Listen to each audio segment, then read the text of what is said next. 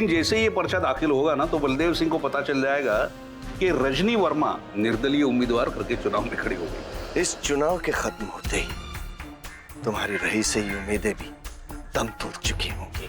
मेरे रास्तों में रुकावट खड़ी करने की कोशिश कहीं आपको भी भारी ना पड़ जाए। ये अजीब बात है, एक ही खबर एक घर में किसी को खुशी देता है तो किसी को दुख। जहाँ रिश्ते का विश्वास स्वार्थ हो, वहाँ रिश्ते ऐसे ही टूटते हैं। अब इसे स्वार्थ कहें या मेरी उम्मीद। बलदेव सिंह से मुझे एक उम्मीद तो थी, लेकिन अब मेरी सारी उम्मीदें टूट चुकी हैं। इसीलिए इस बार चुनाव में मैं निर्दलीय उम्मीदवार के तौर पर उतरी हूँ। आपका आशीर्वाद चाहती हूँ गुरुजी।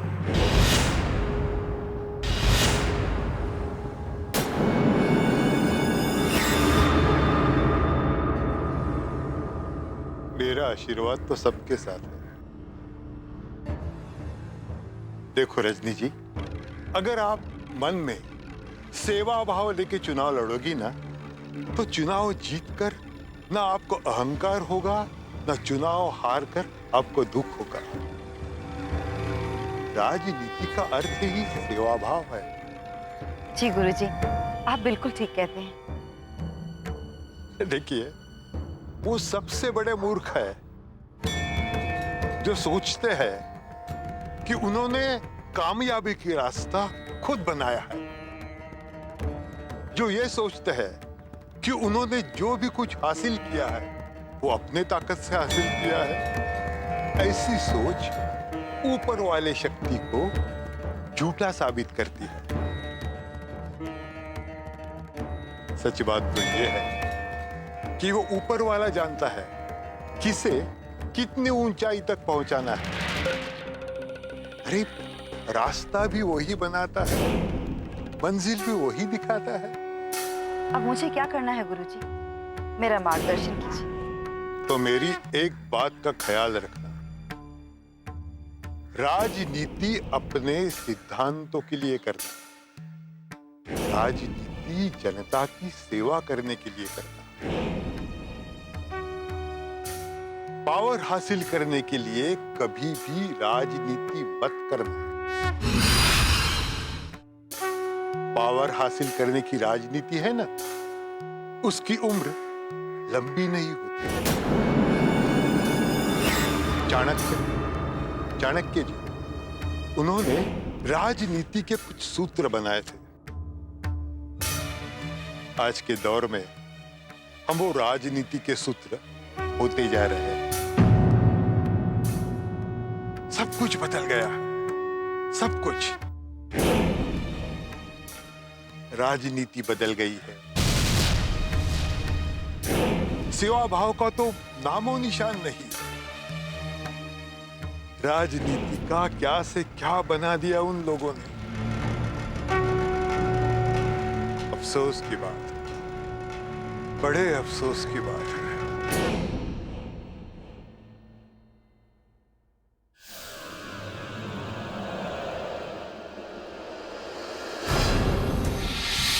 हाँ, और जैसे ही वो आती हैं, वो बाहर गई, मैं आपको फोन करके बता दूंगा। रजनी जी है क्या? सर वो कुछ जरूरी काम से बाहर गई, आप बैठिए ना।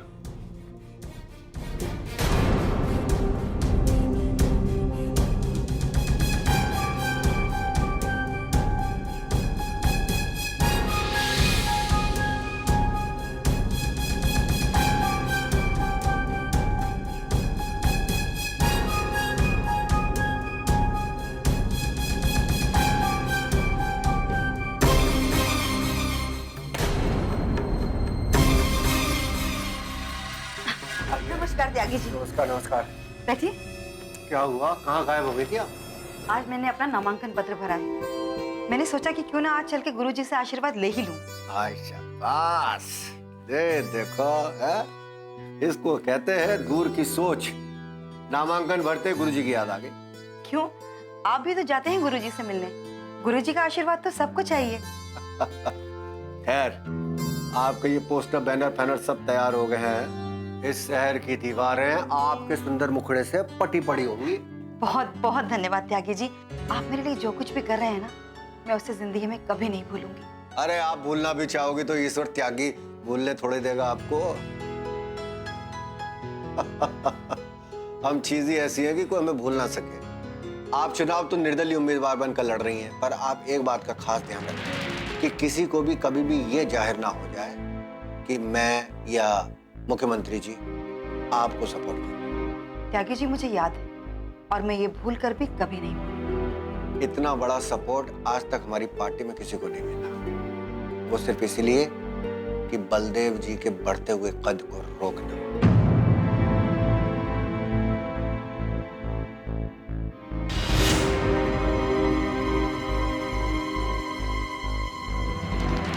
दो कौओं की लड़ाई में बिल्ली कैसे खाना खा जाए, इसकी मिसाल हैं आप।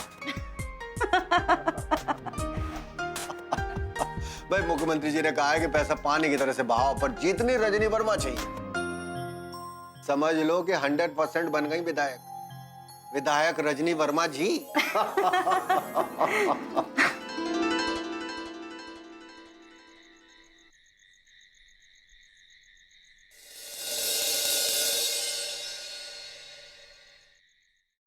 प्रचार की तैयारियां हम लोग शुरू कर चुके हैं। जी अच्छा। पापा जी कहाँ हैं?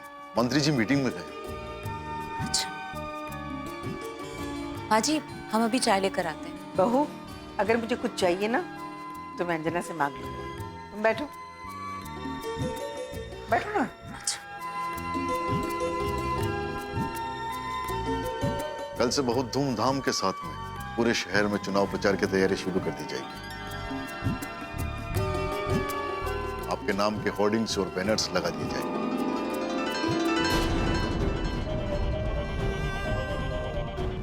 क्या कल से ही? जी, चुनाव लड़ने के लिए तो कोई भी खड़ा हो सकता है, लेकिन उसे जीतने के लिए बहुत बड़ी स्ट्रेटेजी की जरूरत होती है। जरा सी चूक सारी मेहनत पर पानी फेर सकती है। ये चुनाव प्रचार का वक्त ही ऐसा होता है, हर काम सोच समझ कर करना पड़ता है। हमने तो चुनाव प्रचार की तैयारियां भी कर ली है, मंत्री जी ने ये काम हमें ही सौंपा है। अब तो चुनाव प्रचार की तैयारी में माँ को भी उतरना ही पड़ेगा ना?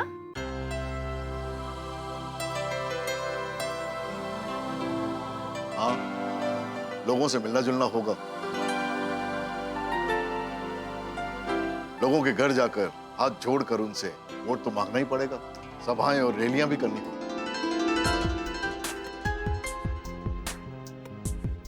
लोगों को यकीन दिलाना होगा कि उनकी समस्याओं का समाधान सिर्फ शारदा देवी जी कर सकती है। लेकिन ये सब कुछ तो पापा जी को ही देखना पड़ेगा। माँ जी तो इस बारे में कुछ जानती ही नहीं है, तो फिर कैसे कर पाएंगी? सबसे बड़ी जरूरत होती है हिम्मत और जीतने का जज्बा।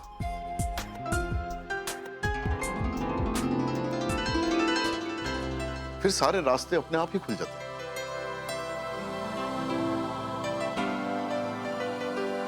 कल से चुनाव प्रचार के लिए अपने आप को पूरी तरह से झोंकना होगा। आप और मीनाक्षी चुनाव प्रचार में मैडम जी के साथ देंगी। जी जी बिल्कुल प्रदीप जी। कल सुबह ऑफिस में कार्यकर्ताओं को आपसे मिलना होगा ताकि उनके अंदर आत्मविश्वास पैदा हो सके और वो जी जान लगाकर काम कर सके। कल सुबह मैं शिव जी के मंदिर जा रही हूँ, शायद लौटते वक्त देर हो जाएगी। चुनाव प्रचार की शुरुआत से पहले भगवान का आशीर्वाद लेना यह तो बहुत अच्छी बात है। मैं कार्यकर्ताओं को दोपहर के बाद बुला लूंगा। आप मंदिर से लौटने के बाद उनसे मिल लीजिए। ठीक। आ गया।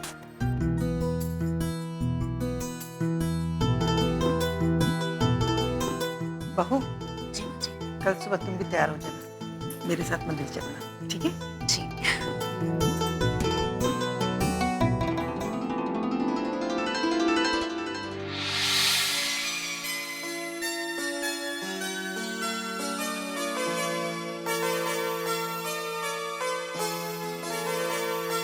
नमस्ते प्रदीप। नमस्ते नमस्कार, बैठिए। रात से हमारे कार्यकर्ता मैडम जी के नाम के बैनर्स और होल्डिंग्स लगा रहे हैं।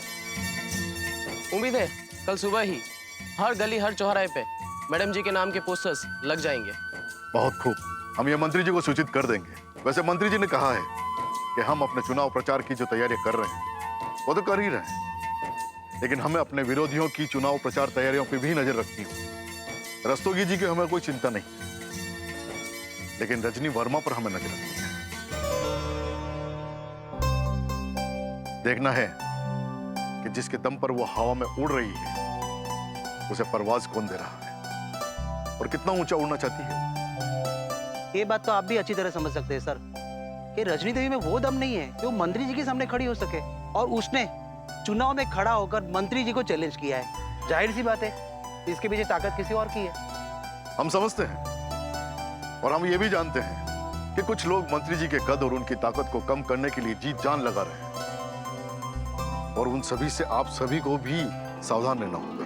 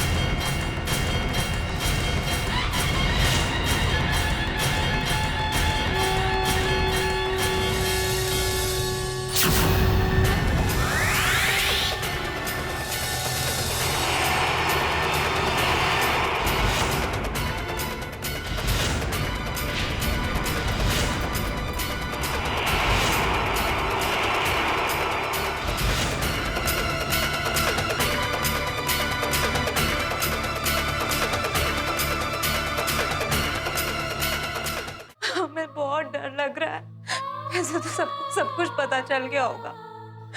बाहर मीडिया की भीड़ लगी हुई है। प्लीज जल्दी से आ जाओ। जिंदगी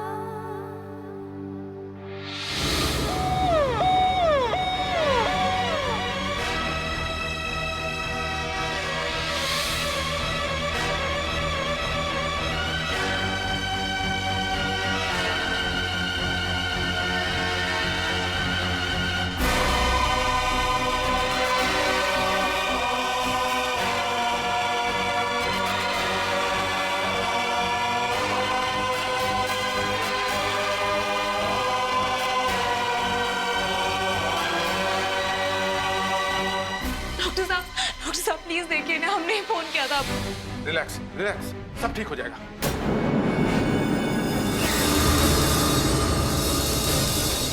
ऑपरेशन थिएटर में ले चलिए।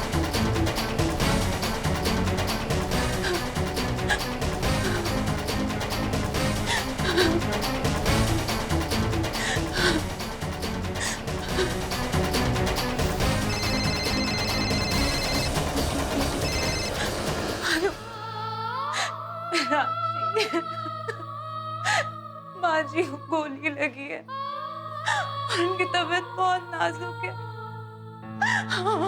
उनको भी ऑपरेशन थिएटर में ले गए। प्लीज अपने भैया को सब कुछ बताओ, हमें बहुत डर लग रहा है। वैसे तो सब कुछ पता चल गया होगा। बाहर मीडिया की भीड़ लगी हुई है। प्लीज जल्दी से आ जाओ, बहुत डर लग रहा है हमें।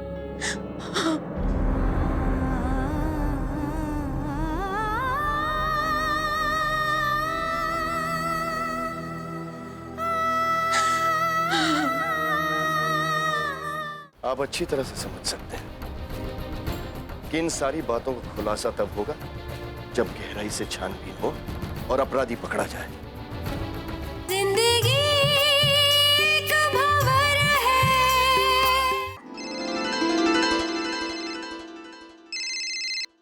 हेलो,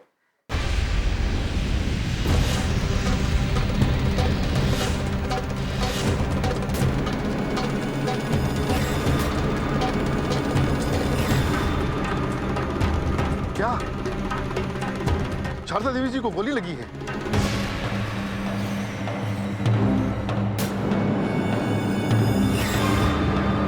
कौन से हॉस्पिटल में है वो? ठीक है, हम आते हैं। क्या हुआ सर? मंदिर के बाहर शारदा देवी पर गोली चली है। जिसने भी ये गलती की है, मंत्री जी उसे पाताल से भी ढूंढ निकालेंगे। शारदा जी की हालत खराब है, चलो चलते हैं। चलिए सर।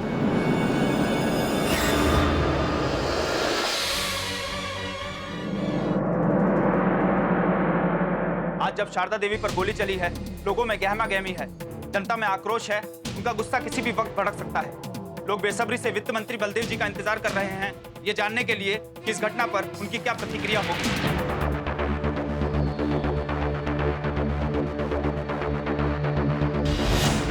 वो देखिए, बलदेव जी आ गए।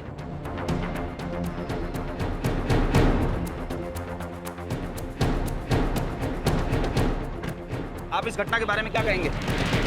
ऐसी घटनाएं हमेशा निंदनीय होती हैं, और वो भी चुनाव के माहौल में। इतने में भी अपराधियों के हौसले इतने बुलंद हैं। हमारा सवाल यह है कि ये गोली किसी आम आदमी पर नहीं चली है। ये गोली आपकी पत्नी और इस चुनाव की सबसे बड़ी उम्मीदवार पर चली। क्या कारण हो सकता है इसके पीछे? इसके बारे में अभी मैं कुछ नहीं कह सकता। चुप रहने से बात दब नहीं जाएगी।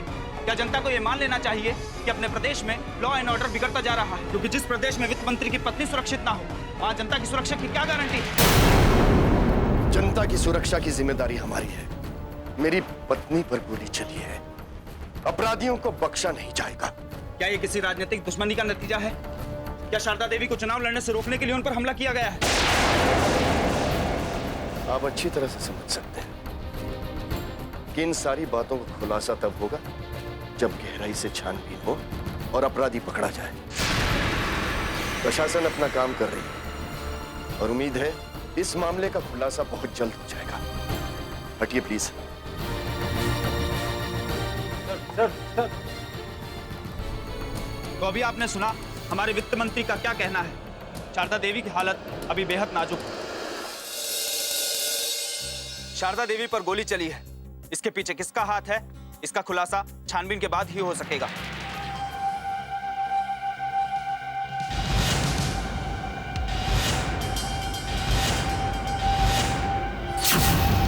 अरे आप तो जश्न मनाने की तैयारी कीजिए। हो सकता है कि इसी घटना से आपके अच्छे दिनों की शुरुआत हो जाए। गोपाल जी, जिंदगी एक भंवर है। कैमरामैन हरीश के साथ आदित्य राय, पी न्यूज। ये खबर देखी तुमने देखी है खबर? सर यही खबर देखते देखते तो मैं भागा आ रहा हूँ। ये तो हमारे प्लान में शामिल ही नहीं था। मैं यही देखना चाहता हूँ कि इसके पीछे किसका हाथ हो सकता है। माफ करना मंत्री जी, मैं ये सोच रहा था कि कहीं रजनी वर्मा को जिताने के लिए ये आगे ऐसी बेहुदा बातें मत किया करो। देखो, ये रजनी को हमने शारदा देवी के खिलाफ खड़ा किया है, हमने खड़ा किया है, तो उसके लिए हमें जो चाहिए उसे मदद करनी पड़ेगी, समझे? लेकिन हाँ, एक बात भी हमें नहीं भूलनी है कि वो बलदेव के साथ रह चुकी है, तो वो उसके सारे जलवों से अच्छी तरह वाकिफ है। और राजनीति में बलदेव का क्या जलवा है ये रजनी वर्मा देख चुकी है, और उसको ये भी पता है कि चुनाव में उसके सामने जीतना कोई मामूली बात नहीं है। तो आपका कहना चाह रहे हो सर, इसके पीछे रजनी वर्मा का ही हाथ हो सकता है? जिसने अपनी महत्वाकांक्षा के लिए अपनी जिंदगी के 15 साल बर्बाद किए हो, वो बदले के लिए क्या कुछ नहीं कर सकता? सर मुझे नहीं लगता कि रजनी वर्मा जिसे हमने खड़ा किया है, हमसे बिना पूछे कोई ऐसा कदम उठाएगी। इस कांड के पीछे अगर रजनी वर्मा का हाथ नहीं तो फिर किसका हाथ हो सकता है? सर हमें रस्तोगी जी को नहीं भूलना चाहिए। बलदेव सिंह के दबाव में आकर इनने अपना कमजोर कैंडिडेट खड़ा किया है। लेकिन ये बात तो वो भी सोच रहे होंगे ना कि अगर शारदा देवी नहीं रही तो उनका कमजोर उम्मीदवार यानी कि ये दुबे ये चुनाव जीत जाएगा। दुबे ने भी तो गरीबों के लिए काम किया है। हमें रस्तोगी को भी नहीं भूलना चाहिए सर।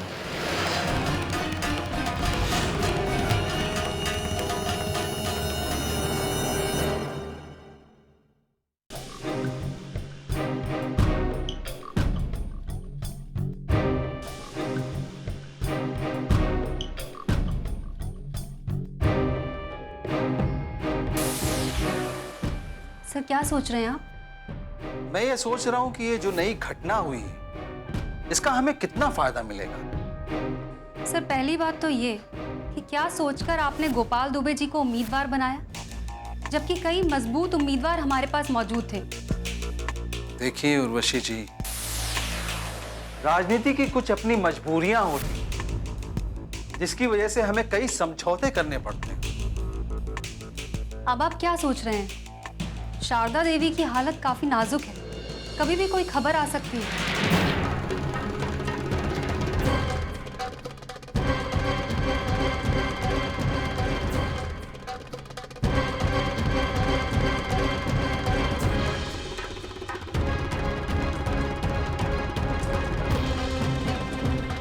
अगर शारदा देवी नहीं लौटी तो बलदेव जी के परिवार के अलावा कोई भी उम्मीदवार उनके पास ऐसा नहीं है जिसके जीतने की गारंटी दी जा सके। उसके बाद मुझे ऐसा लगता है कि हमारी पार्टी का ही उम्मीदवार जीतेगा। सर सर सर सर आपने सुना? सारे शहर में हलचल मची है, शारदा देवी पर गोली चली है। अरे जो राजनीति में रहते हैं वो आंखें बंद करके नहीं सोते हैं, सोते भी हैं तो उनकी आंखें खुली रहती हैं। मुझे नहीं याद है कि मैं वर्षों से कभी सोया भी हूं या नहीं, और तुम मुझे बताओगे कि क्या हुआ है और मुझे नहीं पता। हाँ? मेरा ये मतलब नहीं था सर, मैं तो इस बात से परेशान हूं कि इस घटना के पीछे किसका हाथ है। अरे गोली मारिए इन बातों को गोपाल जी। अरे आप तो जश्न मनाने की तैयारी कीजिए, हो सकता है कि इसी घटना से आपके अच्छे दिनों की शुरुआत हो जाए गोपाल जी।